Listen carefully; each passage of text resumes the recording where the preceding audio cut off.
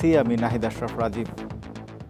প্রকাশিত হলো Bangladesh premier league BPL এর একাদশ আসরের থিম সং, যার কয়েকটা লাইন লিখেছেন প্রধান উপদেষ্টা ডক্টর মোহাম্মদ ইউনূস।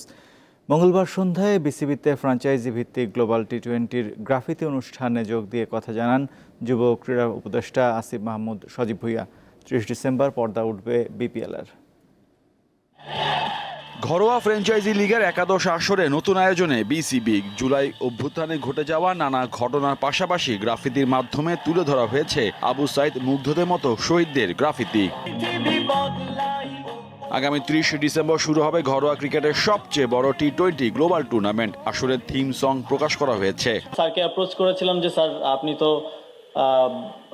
অলিম্পিক সহকারে আরো অনেক বড় বড় ইভেন্টের ডিজাইনে ইনপুট দিয়ে থাকেন, তো আমাদেরকে যদি একটু ফ্যাসিলিটেট করেন। তো আমি তখন এতটা আশা করি নাই যে স্যার এতটা ইনভলভ হবেন পার্সোনালি, এবং স্যারের টিম সহকারে আমার থেকেও বেশি ইনভলভ ছিলেন। বিপিএল এর উন্মাদনা ছড়িয়ে দিতে নানান চেষ্টায় আয়োজক বিসিবি। ঢাকা, সিলেট, চট্টগ্রাম 3 ভেন্যুর উইকেট নিয়ে নানা সমালোচনা দেখা গেছে বিগত আসরগুলোতে। এবার তা কাটিয়ে ওঠার কথা জানালো বিপিএল গভর্নিং কাউন্সিল। আমরা যতই বাইরে থেকে ভাইব আনার চেষ্টা করি না কেন, বাইরে যত অ্যাক্টিভিটি করি না কেন, আলটিমেটলি বিপিএল এর একটা বড় লক্ষ্য হচ্ছে যে এখানে আমরা একটা টুর্নামেন্ট খেলতে চাই যেখানে কম্পিটিটিভ ক্রিকেট খেলা হবে এবং আমাদের প্লেয়াররা সেটা অংশগ্রহণ করবে এবং এখান থেকে কিছু বেনিফিট নিতে পারবো, আমরা একটা ভ্যালু অ্যাড করবে আমাদের ক্রিকেটে।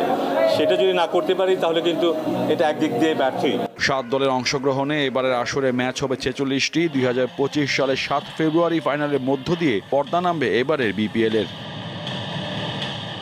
মোহাম্মদ হাসিব, দীপ্ত স্পোর্টস, ঢাকা।